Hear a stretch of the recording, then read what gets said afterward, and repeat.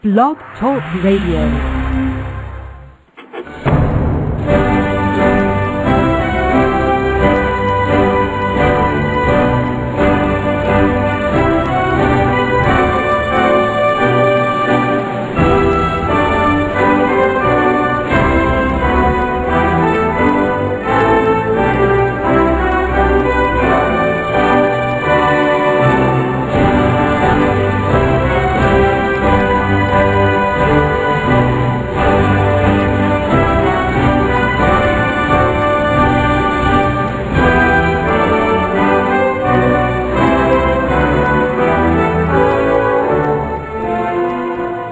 Meus amigos, estamos aqui de volta.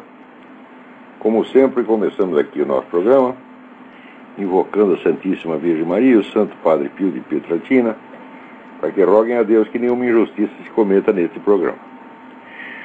O programa de hoje será praticamente dedicado inteiro à interessantíssima pessoa do Sr. Barack Obama, né? Já que tem gente no Brasil, né, que está reclamando que eu estou falando demais do Obama. Olha aqui, chega uma carta, minha queridíssima amiga Luciane lá de Curitiba me escreve: com muita frequência tenho ouvido a mesma merda, segundo a qual você está obcecado e só se fala no Obama. A qual veio respondendo que Churchill também estava muito obcecado e só falava em Hitler naquela rádio praticamente sozinho. Mas olha aqui, é muito engraçado. Eu sou correspondente do jornal aqui nos Estados Unidos, né? Para falar do quê? Da política americana, pô. Vocês esperam que em plena eleição eu não vou falar do Barack Obama? Vocês querem que eu perca meu emprego, porra? É tudo louco. Quer dizer, no Brasil tudo se explica assim por motivos psicológicos. Por que será que um correspondente brasileiro nos Estados Unidos, na véspera da eleição, só escreve de eleição? Deve ser algum problema psicológico dele. Né? Muita merda na cabeça, meu Deus do céu, né? Então, agora, aqui, o que está acontecendo aqui, gente, é assim, é a repetição em escala imensamente maior daquilo que eu vi acontecer no Brasil, né? Durante 16 anos o pessoal escondendo o Foro de São Paulo, num acordo unânime de toda a mídia.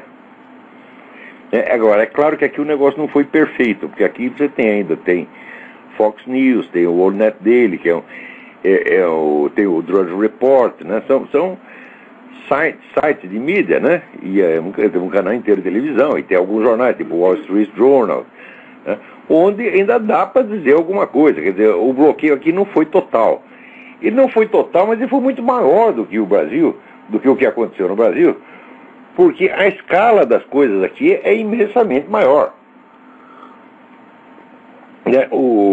Se você pegar, por exemplo, quer dizer, quantos jornais, né, importantes tem? Bom, tem uns 500 aproximadamente. No Brasil, tem 5 jornais importantes, né? 5? Tem o Globo, da Folha de São Paulo, tem o Estadão, né? O Jornal do Brasil, e acabou, não tem mais nada, né? Foi o Estado de Minas, talvez? Quer dizer, os jornais regionais, aí no Brasil não tem a menor importância, mas aqui cada cidade, cada capital, pelo menos, tem o seu jornal muito importante. Tem 2, 3, 4 jornais muito importantes, né, que são lidos em Washington, são lidos em Nova York, né? Então é uma coisa, a imprensa, a mídia americana é uma coisa monstruosa. Agora, ela todinha, né, escondeu praticamente tudo o que se sabe de grave do Obama. É uma coisa monstruosa. Tem, assim, muita gente aqui está dizendo, não, isso aí vai o fim do jornalismo, acabou o jornalismo americano, não existe mais. Quer dizer, mesmo gente que sabia, né? Por exemplo, a turma do Media Research Center, faz anos que eles estão acostumados a ver o negócio de viés esquerdista na mídia, até eles estão assustados com o que aconteceu. Porque é claro que não é uma questão de viés. Viés é uma coisa espontânea, né, que você puxa as coisas para um certo lado, porque a maioria da pessoa da redação tem aquela inclinação, então instintivamente vai distorcendo as coisas, vai puxando para aquele lado. Mas o que aconteceu aqui, não. foi uma ocultação total de informações importantes, quer dizer, foi a prática geral do antirjornalismo. Isso aí se explica primeiro pela concentração da mídia, quer dizer, tem esses grandes investidores estão comprando tudo quanto é jornal, no fim fica um monte de jornal, mas com meia dúzia de donos. Essa é a primeira coisa, né? E o segundo lugar, esse fenômeno Obama não é normal. Nunca se viu nos Estados Unidos o sujeito fazer discursos presidenciais em tom de apelo místico, né? Tipo, dizendo como Obama, você vai descer uma luz do céu e vocês vão ter uma epifania e uma voz de dentro lhes dirá, você tem de votar no Obama. Normalmente o sujeito que dissesse essas coisas aqui seria internado, né? Você podia ter assim um político interiorano falar uma coisa dessa, mas um candidato a presidente falar um treco desse é impensável, absolutamente impensável, né? E no entanto está acontecendo. Esse negócio de você ter assim metade do eleitorado que não aceita a existência do outro candidato e que quer assumir. Olha aqui, o meu filho Pedro outro dia estava andando no centro de Richmond com um amigo. O amigo estava vestido com uma camiseta da propaganda do McCain Palin, né? Daí passaram lá no centro de Richmond, bem no centro de Richmond, lá na catedral, né? E um monte de obamaníaco ali. Os caras quiseram agredir os dois. E daí saíram correndo atrás deles, saindo correndo a pé e foi correndo de carro. Mais de 20 pessoas. Né? Será racismo dizer que eram todos pretos? Não, eram todos pretos mesmo. Quer dizer, o Obama pegou o pessoal preto aqui e enlouqueceu os caras, tá entendendo? Quer dizer, o mais incrível é que você pensa que o negro é discriminado aqui, que é coitadinho. Não. Nenhum país fez pelos negros o que esse país fez nos últimos 60 anos. Quer dizer, a quantidade de dinheiro que se pôs de imposto só para sustentar essas pessoas, para assegurar tratamento médico, vaga em universidade. Olha, a própria vida do Obama, né? O Obama jamais sofreu nos Estados Unidos o mais mínimo ato de discriminação. No livro de memórias dele, ele conta, vamos dizer, os atos de discriminação que ele sofreu não foram nos Estados Unidos, os únicos que tem. O Obama, assim, ele fez a carreira dele toda na base das cotas, da ajuda oficial, né? E teve tudo bom e do melhor, estudou nas melhores faculdades, nunca passou dificuldade. Ele só sofreu discriminação no tempo que ele estava na Indonésia, quer dizer, os caras lá são asiáticos, tipo japonês. E os japoneses viam o coitado, o pretinho não sabia o que é isso aí. E decidiu perseguir e bater, diz que juntava de 3 e 4 para bater nele todo dia, era uma coisa horrorosa, né? Agora, e gostado que ele não ficou traumatizado contra os asiáticos, ele ficou traumatizado com os brancos, né? É uma coisa de louco, né? Então, existe até um livro que eu recomendo para vocês.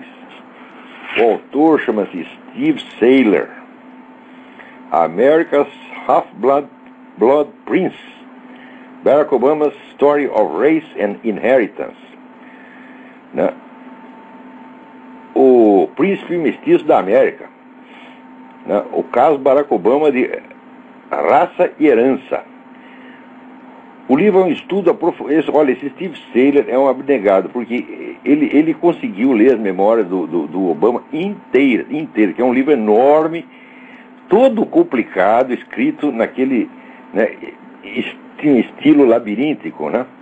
Que é uma coisa que é muito difícil você ver aqui, o sujeito escrever uns parágrafos, uns períodos de 9, 10, 12 linhas. Eu escrevo, mas eu faço isso em português. Em português é uma língua que é fácil você fazer isso. Mas em inglês é difícil, né? Em inglês ninguém faz isso, tá certo? São aquelas frases que o próprio Steve Sailer diz, aquelas que é boa para a professora malvada mandar você fazer análise sintática no quadro negro, né? Para você achar o sujeito, a junta adverbial, tal, é um osso, né? E é um livro difícil de ler, um livro desagradável mesmo, embora tenha lá suas qualidades, né? Tem às vezes umas figuras de linguagem, etc. Se bem que não foi escrito por ele, daqui a pouco voltaremos aqui, né? Foi escrito pelo William Ayers, né? Mas este Steve Taylor, que é um cientista social aqui que há anos estuda o problema da raça nos Estados Unidos, ele leu o livro e chegou à conclusão, falou, olha, vocês estão todos enganados com relação ao Barack Obama. O problema dele não é negócio islâmico, não é nada disso aí, não. O problema dele é raça. Ele só pensa naquilo. Ele é um sujeito absolutamente obcecado. O Barack Obama é o maior racista de todos os tempos. Ele só pensa nisto. Você vê, ele tendo lá apanhado os fulano indonésio, né? Por mais tarde ele foi para a Europa e disse que ele se sentiu deprimido, horrorizado, assim, esmagado na Europa, né, por transitar entre os monumentos da glória branca, né? É uma coisa opressiva. Eles fizeram aquilo, você sabe que, né, eles fizeram, né, o Museu do Louvre, as catedrais medievais, né? O Palácio de Buckingham, né? A Torre de Londres, eles fizeram tudo isso só para oprimir o Barack Obama, só para oprimir e humilhar. Pensar assim, um dia vai ver aquele neguinho aqui, eu vou ficar exibir tudo isso para ele, para deixar ele lá embaixo mesmo, tá entendendo? Né? Ou então, ele queria o quê? Ele queria que, né, as grandes cidades da Europa celebrassem o quê? As glórias da África. É um negócio absurdo, porque, olha, se você for no Egito, tem lá as pirâmides do quê? Né? Tem as pirâmides de Portugal lá, as pirâmides do Uruguai. Não, caraca, são as pirâmides do Egito, porra. Não é? Cada país celebra a sua história, as suas glórias nacionais, né? Agora, ele ficou revoltadíssimo com isso, não podia ser, né? Tinha que ter lá, né?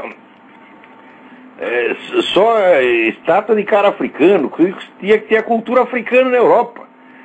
Né? É uma coisa terrível, né?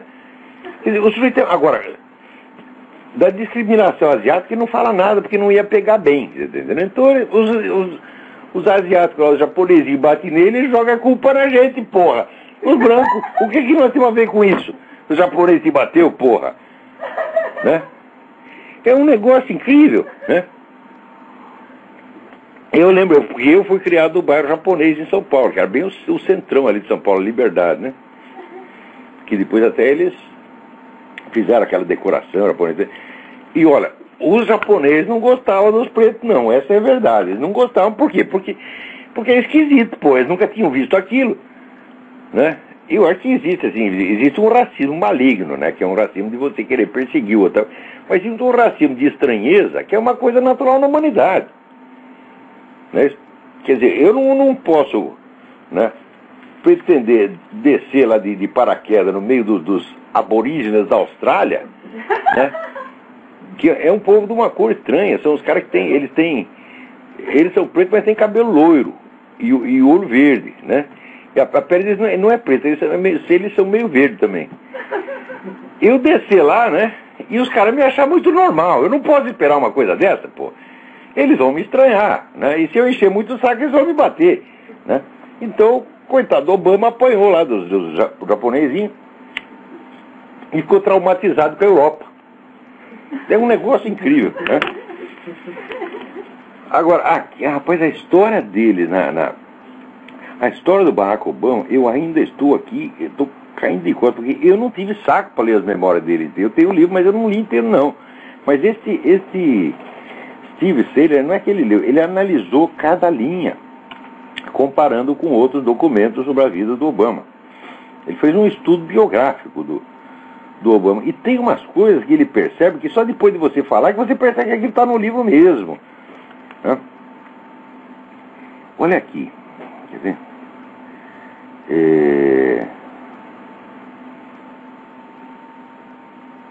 Ver que coisa.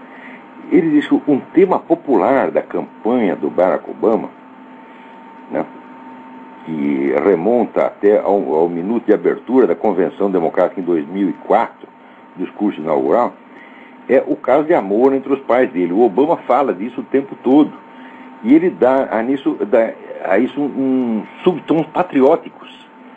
Quer dizer que o pai dele, né, saiu lá do Quênia, pegou uma bolsa de estudo nos Estados Unidos, discriminado, uma coisa horrorosa, pegou uma bolsa de estudo, primeiro da New School for Social Science, depois uma de Harvard, né, com tudo pago, tal. Você vê que coisa horrorosa, né? Você veio do Quênia para sofrer com horrores aqui com a bolsa de estudo, né?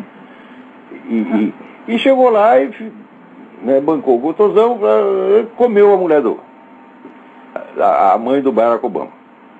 Comeu e saiu correndo. Essa que é a verdade. Largou o filho na merda, né? O Barack Obama, no total, viu o pai durante uma semana, muitos anos mais tarde, né? E ele só fala do pai. É uma coisa muitíssimo estranha.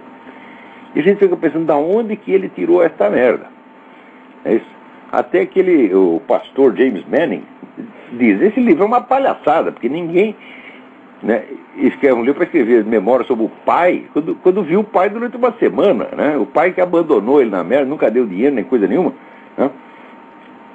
E a gente fica pensando como é que foi isso, né? Veja que coisa, eu vou ler aqui para vocês. Quando ele fala do romance entre os seus pais, você quase pode ouvir o hino de batalha da República, né?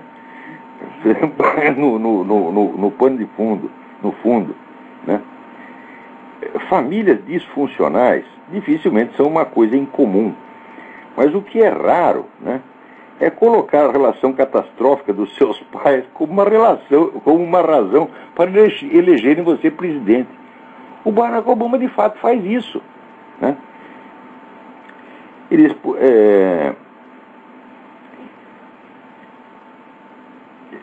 por exemplo, a afirmação convencional de Obama de que seu pai e sua mãe foram motivados, né, motivados a dar uma trepadinha, né, por patriotismo americano, né, teria, como é que diz, deixado eles assombrados, né? Porque o pai dele imediatamente voltou ao Quênia após obter um Master Degree em Economia de Harvard, né? Voltando para casa, ele fez campanha contra as políticas pró-americanas e pró-capitalistas do presidente Jomo Kenyatta, né? Tomando partido do clã Odinga, pró-soviético. E a sua mãe americana escolheu passar o resto da sua vida, né, no terceiro mundo, praticamente o resto da vida no terceiro mundo. Quer dizer, foi para a Indonésia, né? Quer dizer, é muito patriotismo americano. Quer dizer, que caça de patriotismo americano? Um volta para o Quênia para pregar políticas anti-americanas e a outra vai para a Indonésia, né? É muito amor à pátria, vocês não acham? E vamos lá aqui. E é curioso que no tempo que o pai do Barack Obama veio aqui comer a mulher, ele já tinha outra mulher no Quênia, com a qual já tinha um filho. E daí ele voltou lá com a primeira mulher e ainda fez outro filho, né? Agora, aí que é a coisa mais extraordinária do mundo, porque a gente fica pensando, onde que o Barack Obama tirou aquela imagem idealizada do pai dele? Acontece que a mãe dele, né, o pastor James Manning chama ela de white trash. A mulher era um white trash, tá entendendo? Era horrível, a dona era horrível, horrorosa. Olha o que ela fez. O tal do Lolo Sotero, né, que era um indonésio, estudava ali na mesma universidade e se apaixonou por ela, casou com ela, levou para a Indonésia, né? Lá, né, a mãe do Barack Obama, né, ficou odiando o Lolo Sotero. Por quê? Porque ele trabalhava o dia inteiro, ele era um cara esforçado, ele progrediu na vida, ele deu um bom padrão de vida para ela e para o filho do outro. E ela pegava o menino, só ficava falando bem do pai, do Barack Senior, né? E mal do Lolo Sotero. Quer dizer, o coitado do indonésio, né, levou um chifre assim, abstrato, né? A mulher só não deu pro Barack Pai porque o homem não estava lá. Mas só falava mal do coitado do Indonésio e idealizava o Barack Pai. E foi ela que inventou essa história de que, né, a raça negra era portadora de todas as virtudes, sobretudo aquelas virtudes burguesas, capitalistas, né? O trabalho, a disciplina, né? Pô, mas se eles tinham as virtudes burguesas, aquelas características da ética protestante e espírito do capitalismo, por que eles não ficaram os mais ricos? Só tinha uma explicação, é a discriminação. Os brancos nos roubaram, tomaram tudo de nós. E foi ela que inventou essa merda e botou na cabeça do moleque. Tudo isso por paixão pelo sujeito que tinha largado ela para voltar com a primeira mulher, que já tinha um filho que fez outro. Quer dizer, é uma paixão maluca, né? Ela ficou, vamos dizer, coneando o indonésio em espírito o tempo todo e, para se vingar do indonésio que estava lá trabalhando por ela, ficava doutrinando o moleque com ideias malucas a respeito do pai. Ora, acontece o seguinte, que você vê que com essa criação, o Obama não pode ser um cara muito normal mesmo, né? E a esse respeito, eu recomendo para vocês um negócio incrível que tem aí na internet, né? Ah, peraí, deixa eu acabar de contar um negócio aqui para vocês. O livro do Steve Saylor, Príncipe Mestiço da América, você pode descarregá-lo inteirinho na internet. Vocês procurem www.vdare.com/Half-Blood, HALF-Blood, BLOOD, Prince, PRINCE. Você descarrega o livro inteirinho. O livro é uma maravilha. Agora, tem um outro negócio que está aí na internet que vocês também têm que ver. É um intelectual iraniano que fugiu lá do regime dos Ayatollahs, veio se exilar aqui nos Estados Unidos, né? E ele escreve aqui um artigo, Understanding Obama, The Making of a Führer. Compreendendo Obama, a fabricação de um Führer. E ele dá ali, né, ele usando critérios de um sujeito que é um médico, que é considerado o maior especialista em casos de narcisismo e megalomania no mundo. Ele diagnostica o Obama e diz o óbvio, né? Obama é um narcisista megalômano incomum, né? Você vê, ele chegou ao ponto de, né, o cara que diz assim, eu vou mudar o mundo, que diz aquele negócio que vocês vão ter uma iluminação e vai vir uma voz do céu falar para vocês votar no Obama, né? Ele só fala dele o tempo todo, sempre se autoglorificando com uma vida, vamos dizer, onde as realizações do cara são zero. Né? Por exemplo, o pessoal fala, não, mas ele foi diretor da Harvard Law Review. Você sabe o que é a Harvard hoje?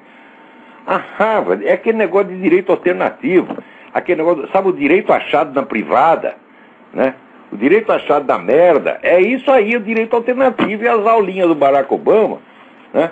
Aparecem umas fotos dele lá, você vê umas coisas que ele está escrevendo na lousa, é só aqueles negócio de pregação do MST, isso que esse cara ensinava lá, pô. Para dizer que o Barack Obama é um cara de cultura, não é coisa nenhuma.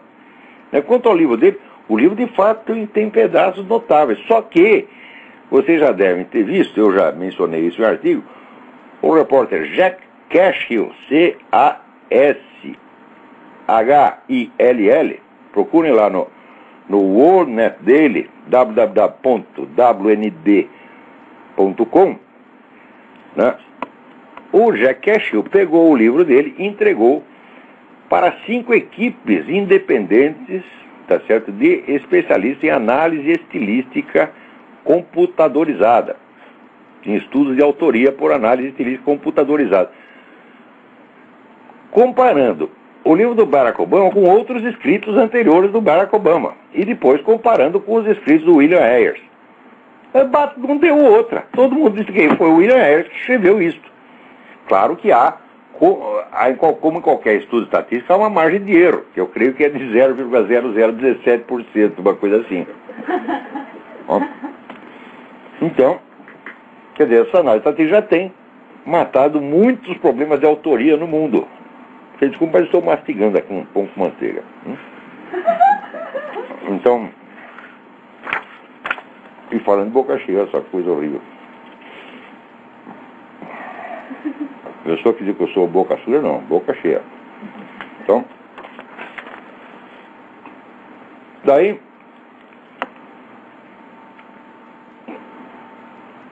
você vê, então, a vida do Barack Obama já é essa fantasia que ele construiu em torno do pai dele e dos méritos da raça negra, né, dos africanos, méritos que os europeus nunca reconheceram, porque os europeus são os malignos, os europeus só falam da história deles mesmos, em vez de falar da história africana. Né? Não é incrível? Você vê, por exemplo, você vê no Brasil chega lá, está cheio de estátuas aos heróis da Argentina, do Paraguai, do México, não é assim? Não aos heróis brasileiros, porque a gente, nós não vamos ser assim, né, xenófobo, de fazer estátuas e monumentos para os nossos próprios heróis, nós temos que fazer dos outros. E os europeus também, né? O Obama ficou chocado por causa disso. Então não deixe de ler. Olha, eu vou dar um endereço aqui para vocês. www.faithfreedom, faithfreedom.org/obama.html. O autor chama-se Ali Sina. Não deixem de ler esse negócio, né?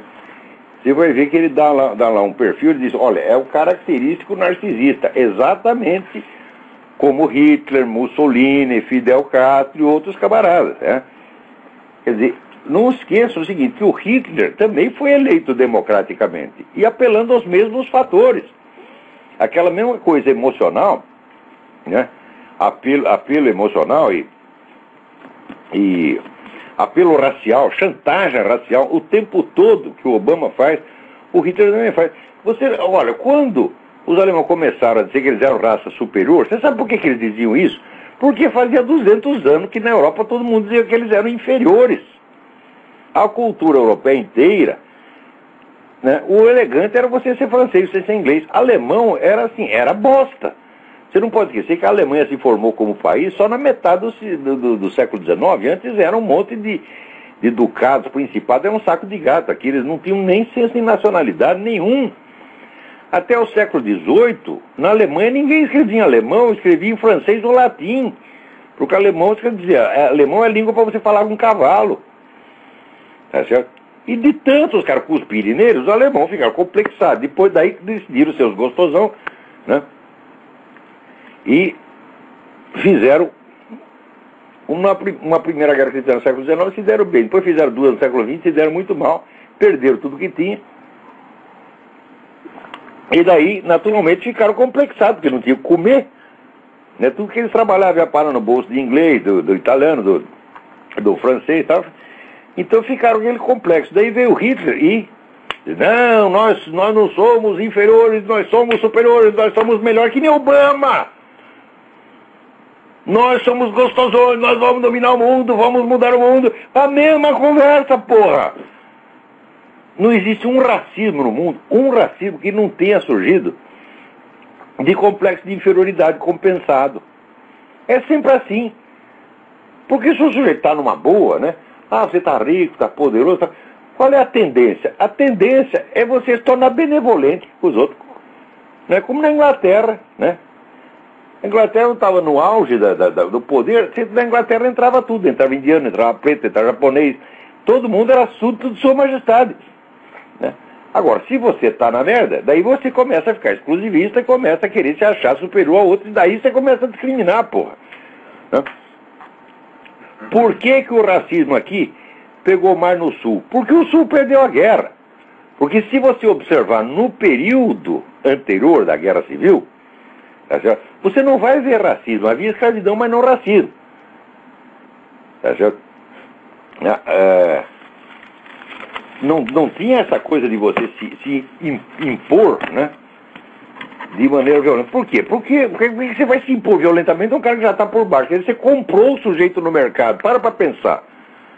Né? Quer dizer, o senhor desse cara vai lá e compra o sujeito do mercado como quem compra um cacho de banana, tá entendendo? E leva para casa. Ele ainda vai querer se afirmar como gostosão em cima daquilo. Fala, não, isso nem faz sentido. Você está entendendo? Agora, depois que os caras perderam a guerra civil, eles ficaram com raiva dos pretos. Pô. Aí começaram a bater, maltratar, etc. Foi assim que começou. Né? E nem começou exatamente assim, porque foi depois da guerra civil, o governo federal, já não era mais o Lincoln, o governo federal nomeou negros para tudo quanto é cargo aqui, sobretudo cargo de polícia, de fiscal, etc. E os negros então resolveram, né, tirar a barriga da miséria. Né? Começou aquela corrupção, tomava o dinheiro dos fazendeiros, né, tomava as propriedades, estuprava as mulheres, negócio. Daí os caras do sul, que tinham sido ricos, né, ficaram com um complexo de inferioridade miserável, e durante 100 anos eles ficaram querendo, por sua vez, um toma vingança do outro, outro toma vingança do um, você está entendendo? Quer dizer, todo racismo é ressentimento. O ressentimento sempre tem alguma razão de ser. Tá certo? Mas uma coisa é você ter ressentimento, outra coisa é você expressá-lo fisicamente. É isso? Ou então expressá-lo mediante um auto-engrandecimento, né? Esse negócio de querer dominar o mundo, né? Nós vamos mudar, né? Nós somos aqueles que nós estávamos esperando. É uma frase que não quer dizer nada, mas que é um apelo emocional, terror, todos. Quer dizer, ele quer dizer que todos os eleitores dele são, né, esperados, como todos são o Messias, né? O Luiz Farrakhan diz literalmente que ele é o Messias, né? Então, você vê que o senhor teve uma família disfuncional, foi abandonado pelo pai, logo pequenininho, viu o pai durante uma semana, coitado. Né? Então depois tem que ter uma compensação. Ele tem que ser o gostosão, o cara que vai mudar o mundo. Né? Então não deixem de ler o texto do Ali Sina. Né? Agora aqui alguém me manda uma matéria do Argemiro Ferreiro. O Argemiro Ferreira já é meu velho conhecido, né?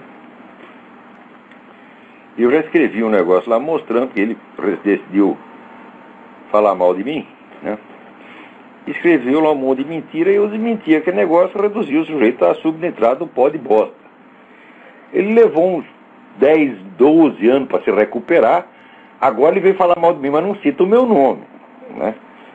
Aprendeu na primeira vez, fala. Agora, olha como é que ele fala de mim aqui, ó. Um brasileiro que escreve para jornais do Rio e São Paulo, olha que está em processo de assimilação pela direita religiosa dos Estados Unidos através de um ativista conservador cristão. Mas tu é mesmo um filho da puta, hein, Argemiro Ferreira? Assimilação o quê? Que caso de assimilação? Que contato tenho eu com a direita religiosa americana? Quando tem algum contato, é contato por e-mail, como tenho com um monte de gente. Tá certo? Eu não pertenço a movimento nenhum, tá certo? Não sigo orientação de ninguém. Agora, o gozado é através de um ativista conservador cristão. Quer dizer, o Júlio Severo, na cabeça desse filho da puta, o Júlio Severo articulou uma conexão política minha entre a direita religiosa e me botou lá dentro. Ai, agora eu sou discípulo e agente do Júlio Severo aqui. Ah, vai pra puta que te pariu, Argemiro Ferreira. Vai mentir na casa do caralho, porra. Né? Argemiro, se tu aparecer na minha frente, eu cuspo em você, rapaz. Por isso você não vai aparecer, porque tu não é homem pra isso. Não é homem nem pra escrever meu nome, porra. Tá? Um brasileiro que me diz... Aqui.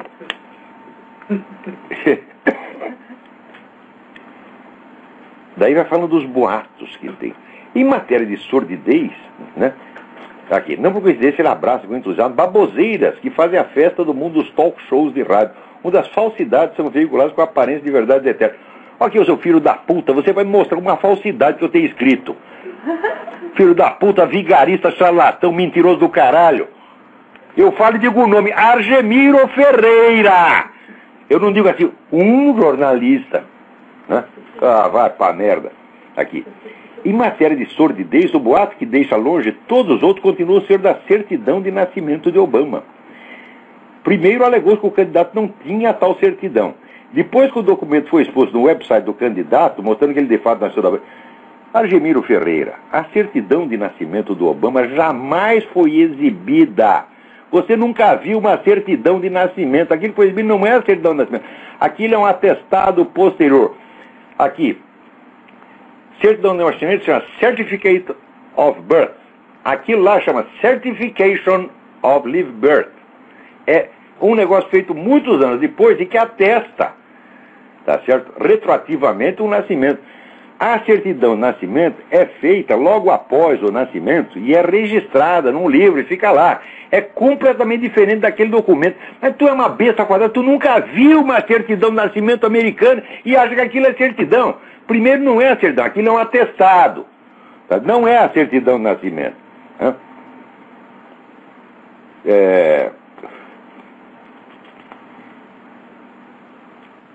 E daí continua ele aqui. Sendo aqui, o website Annenberg Political Fact Check provou a autenticidade da certidão de nascimento com documentação farta e até ampliação de detalhes. Não, documentação farta não. Só tem um documento que eles põem lá que é o próprio atestado. E que eles fazem umas ampliações e que você mal consegue enxergar alguma coisa. Olha, mesmo que esse certificado fosse autêntico, ele não é uma certidão de nascimento, porra.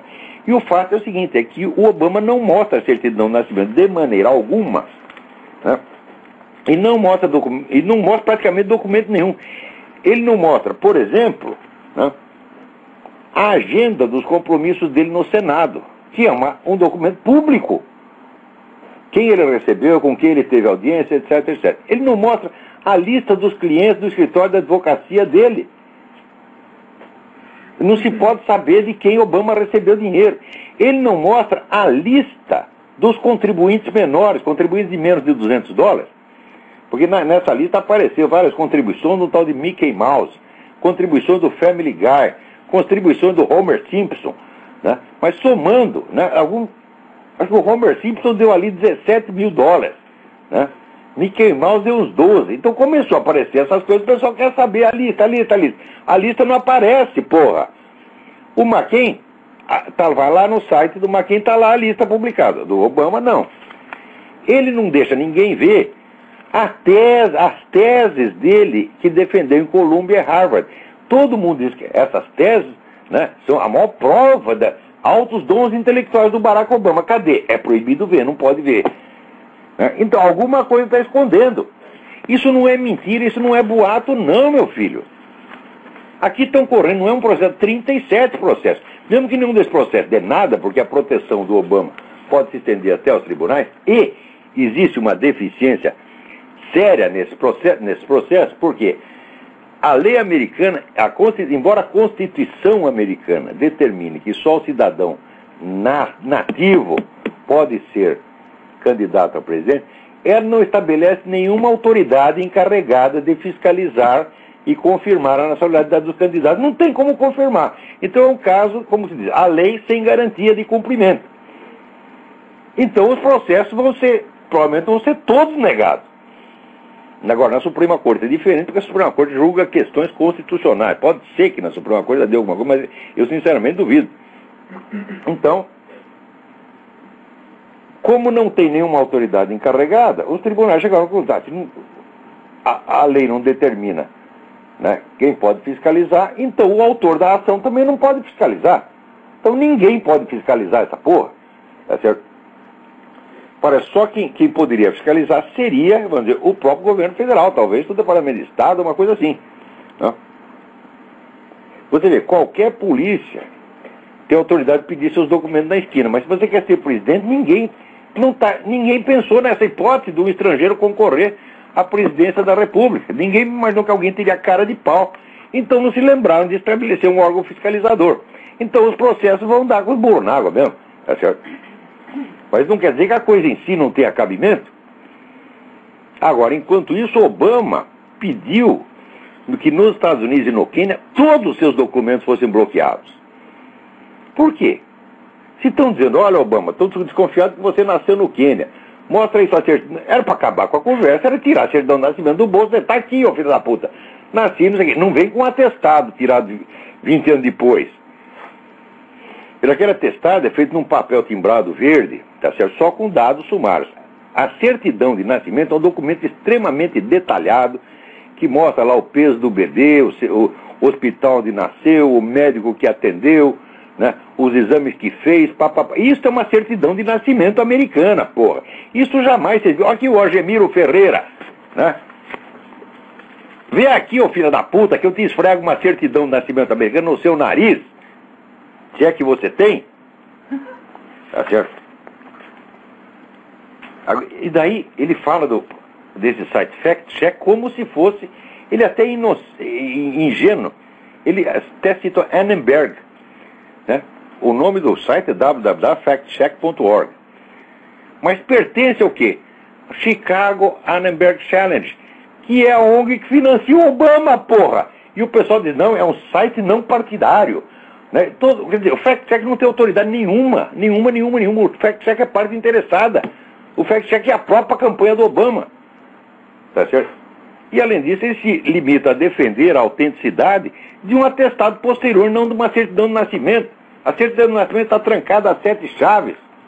Tá certo? Mais ainda, o repórter do World Net Daily, o Jerome Corsi, que é o sujeito que foi para o Quênia investigar a vida do Barack Obama, e foi expulso, foi preso pela polícia, porque não pode investigar a vida do Obama, né? Esse sujeito agora foi para o Havaí e chegou lá e entrevistou a governadora do Havaí, porque a governadora do Havaí mandou lacrar todos os documentos, ninguém pode ver, né? E daí aparece o cara do Departamento de Saúde dizendo, não, eu fui lá e vi que a certidão dele é legítima. Mas como viu se está bloqueado, porra? Quer dizer, que história é essa, né? E pior, diz que foi investigar nos hospitais, que diz que a irmã dele diz que ele nasceu no hospital, depois diz que nasceu no outro, e parece que ele nasceu nos dois ao mesmo tempo, né? E o cara foi investigar e disse que o hospital tem polícia na porta para ninguém perguntar da certidão do Barack Obama, pô, não pode perguntar disso aí. Quer dizer, tem um mistério tremendo nessa coisa. Isso não é boato, não, senhor. Isso tem que circular na internet. Por quê? Porque o New York Times não publica, porque a CNN não publica. O que acontece aqui, o mesmo círculo de proteção que aconteceu nos Estados Unidos com relação ao Lula, né? Esses filhos da puta todos também diziam que o Foro de São Paulo não existia. Tá certo? Então, aconteceu a mesma coisa aqui com o Barack Obama. Na época que fala, só que no Brasil foi diferente porque só eu falava do Foro de São Paulo. Depois todo mundo, o Reinaldo Azevedo e o outro também fala. Gente, o Reinaldo Azevedo levou 5 anos para começar a acreditar nisso. Primeira vez que eu falei para ele, em particular, ele também achou que eu estava maluco. Agora aos poucos os documentos foram se acumulando e o Reinaldo Azevedo, que é um homem honesto, disse, pô, não é que você tem razão? Mas no começo ele não acreditava em mim, por quê? Porque ele acreditava na idoneidade da classe jornalística, a qual não existe mais. A classe jornalística no Brasil se tornou um bando de vigarista, tá certo? De protetor do Lula. E ainda reclamam que a mídia está contra o Lula, porra. E só de ter escondido o Foro de São Paulo, né, a mídia foi um fator decisivo nas 2 eleições do Lula, assim como a mídia aqui escondendo tudo que se sabe do Barack Obama, que não é só que essa questão da certidão, é o de menos. Né? Por exemplo, essa história. Daí, olha aqui. Daí prossegue esse merda do Argemiro Ferreira. A Jerome Corsi é atribuído o boato de que o primeiro do Quênia, Raila Odinga, que se diz primo do candidato, teve apoio de Obama para chegar ao... Boato? Boato caralho, seu bosta! Tem foto do Obama no palanque fazendo comício junto com o Raila Odinga no Quênia. Isso não é um boato. Né? E o próprio Raila Odinga afirma isso. Daí olha aqui. Incrível, daí ele disse, não, de que eles fizeram lá um acordo para islamizar o Quênia. Isso não é possível, porque o Raila Odinga é anglicano. Ai, meu saco! Está lá publicado o documento do acordo feito entre Raila Odinga e a comunidade islâmica. O cara, para vamos dizer, aceitar a islamização do país, ele não precisa ser islâmico, muçulmano, ele pessoalmente, se existir interesse político, ele precisa do apoio daquela comunidade, ele vai lá, dá o rabo, chupa a pica, faz o que for preciso. Ou isso é novidade para você, o Argemiro Ferreira? Você nunca ouviu falar? Você acha que todo acordo político é só porque o sujeito é da mesma religião do outro? O que é isso, porra? Pois até na China os caras aceitam imposições. Vamos dizer, na Inglaterra estão adotando parcelas da lei islâmica. Você acha que na Inglaterra é todo mundo muçulmano? Ora, isso é pressão política. E o Raila Odinga fez um acordo com os caras. O texto do acordo está publicado. Agora vai dizer que é boato? Quer dizer, o que o Obama estava fazendo ali no palanque com o Raila Odinga na época da eleição? Mais ainda, o Obama tentou obter contatos dentro do Senado americano por Raila Odinga, está em papéis oficiais, não é boato, não.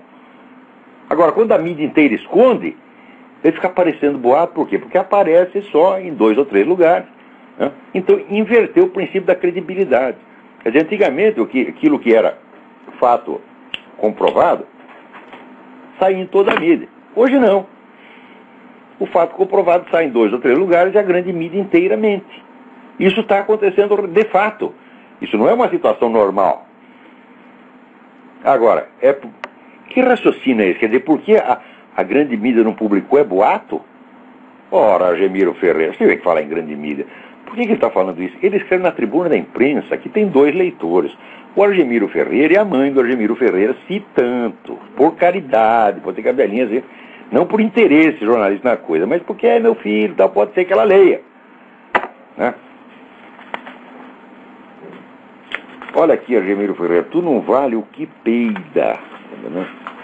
E digo e repito, e me processa que eu vou lá no tribunal e digo a mesma coisa. Argemiro Ferreira é um vigarista, mentiroso, charlatão, difamador. Já disse isso e já provei. Uma vez estou provando de novo.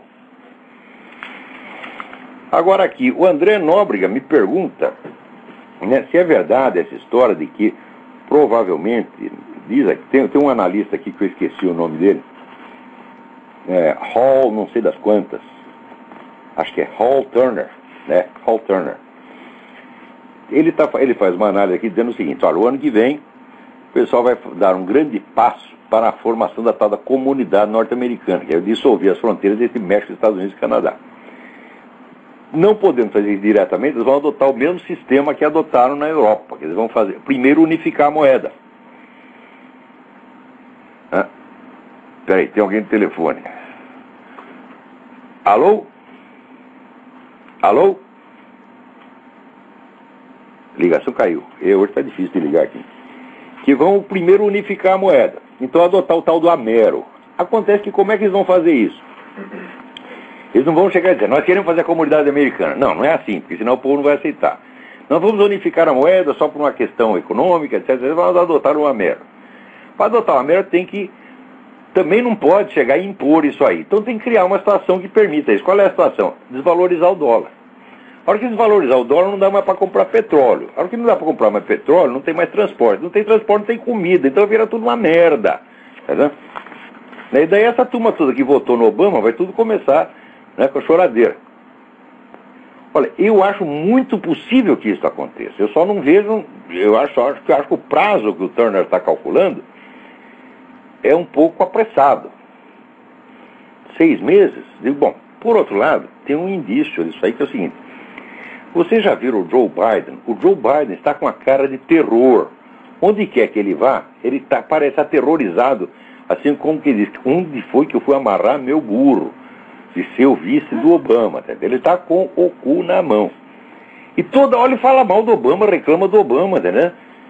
E ele está dizendo, não, o Obama será submetido a um duro teste nos primeiros 6 meses. Então pode ser que ele esteja sabendo algo sobre isso. Quer dizer, essa hipótese é muito séria. Não é brincadeira. Agora, aqui também sai, veja. Né? No Investor Business Daily, que é um jornal de economia muitíssimo respeitado aqui no empresariado, né? Lembra aqui que quem também já depositou as suas esperanças em Barack Obama foram as Farc. As Farc esperam que com o Obama vem ao fim do Plano Colômbia. Olha só. Peraí, quem está na linha aí? Alô? Alô? Não estou ouvindo nada, fala mais alto. Alô? Essa ligação não deu, tente de novo. Peraí, tem outro telefonema aí. Alô, quem é? Alô? Essa ligação também tá ruim. Eita. O telefone não tá legal hoje, hein? Hã? Alô? Alô? Alô? Alô? Não tá dando. O telefone tá horrível hoje, não sei o que houve. Então aqui o Tiago Tondinelli me escreve o seguinte: estive lendo os textos que exaltam a nova ordem mundial, a globalização, e a base de todos os elogios da lei contínua, dito fim do Estado-nação dentro da ascensão de atores não estatais, que obrigariam os governos a tomar decisões respeitando a ordem geral universal. Sim, a ordem geral universal que meia dúzia de cara lá na ONU inventaram, né?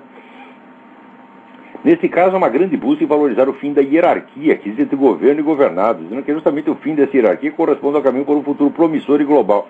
Mas, ora, meu saco, o que você acha? Né? O que está mais acessível a você? Aí o governando o seu país, né, no Uruguai, na Argentina, no Brasil, ou um sujeito que está colocado lá em Genebra absolutamente inacessível. Veja, o poder dessa elite global hoje é de decidir a história sem que as pessoas nem fiquem sabendo, porra. O método legislativo hoje em dia consiste em decidir as coisas em comissões técnicas e de repente aquilo virou lei e ninguém nem sabe como, não houve uma discussão. Na Inglaterra se adotou a poligamia assim. Alguém lá na ONU decidiu, ó, tem que ser, no dia seguinte virou lei sem que tivesse sido discutido no parlamento. Ou seja, a distância entre governantes e governados vai aumentar, vai ficar como se fosse a distância de mortais e deuses. Os caras são absolutamente inatingíveis. E vem com essa história de, não, nós vamos, né, vai acabar a hierarquia, vai diminuir a distância de governantes e governados. Ora, porra, isso é materialmente impossível.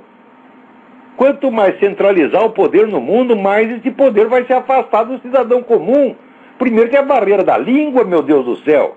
O governante do seu país fala na sua língua. Hã? Os caras da ONU vão falar ou inglês, ou francês, uma língua internacional. Que você, no meio dos milhares de idiomas que existem no mundo, né? Quem não souber essas cinco ou seis idiomas, estará afastado do poder, não pode nem requerer alguma coisa, não pode nem entender do que os caras estão discutindo, meu Deus do céu. Quer dizer, é uma centralização, uma hierarquização, uma elitização sem precedentes na história do mundo, porque é elite mundial, meu filho.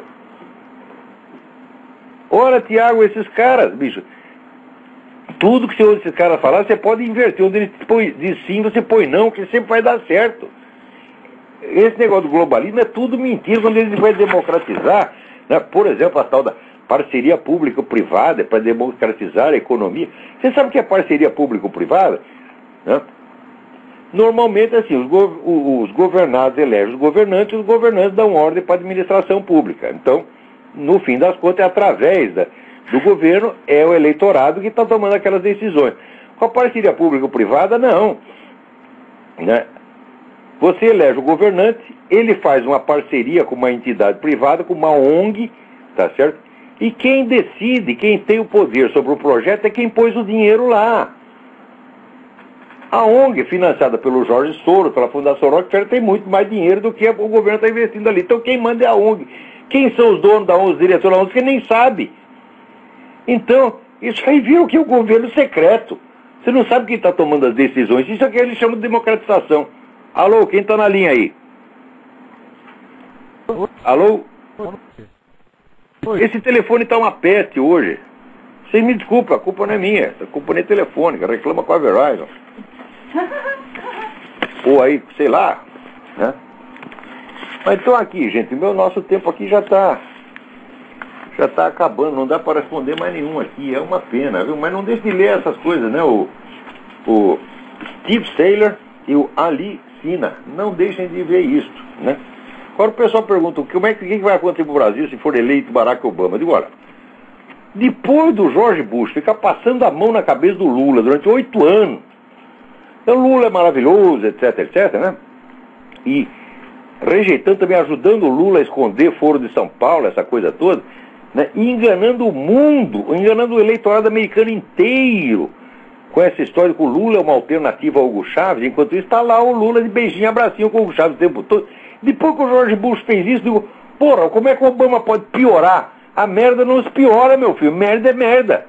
Quer dizer, o George Bush fez uma política exterior de merda, né? E dificilmente será superado pelo Barack Obama. O Obama pode ser muito pior para os americanos, mas acho que para o Brasil, depois disso que aí foi feito, dificilmente vai piorar. Pode piorar um pouquinho no aspecto econômico, porque o Obama é estatista, vai ser protecionista, pode piorar um pouco a situação econômica, mas não acredito que muito, né? Porque nesse lado, na hora da economia, sabe, todo mundo de repente fica racional, você está entendendo?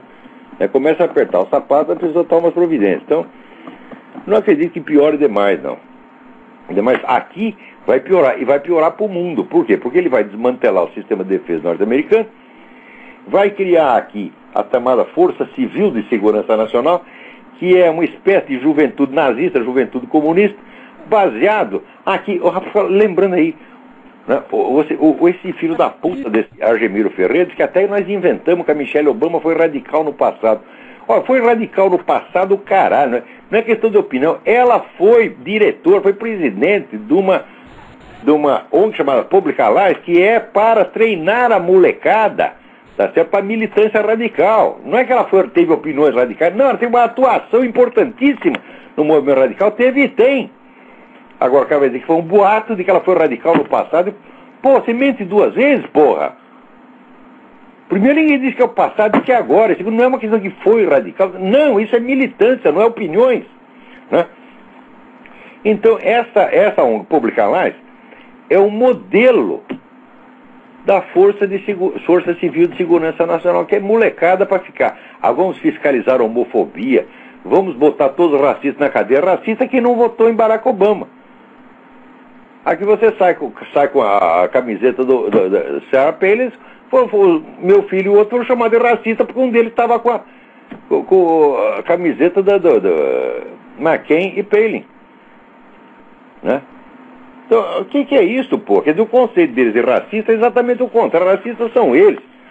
Nunca esqueçam o seguinte, quando começa com essa história de choradeira que o negro, coitado, foi escravizado, etc. Nada. Os muçulmanos, no qual tinha pelo menos 30% de negros africanos, 8 séculos antes do português chegar na África, eles já estavam escravizando gente da Europa, levaram milhões e milhões de pessoas para ser escravo na Meca. Depois o europeu, com atraso, somente deu o troco. E os caras ficam lá fazendo de coitadinho. Coitadinho, vocês, a nação de escravos, vocês são a nação de escravizadores. Vocês sempre foram escravagistas. E não é assim, os negros escravizavam os próprios negros porque eram pressionados pelo europeu. Como pode ter sido pressionado pelo europeu se eles faziam isso desde 10 séculos antes do europeu chegar lá? E quando eles começaram a escravizar, não a si próprios, mas aos europeus. Pegaram gente em Portugal, na Itália, na França, na Inglaterra.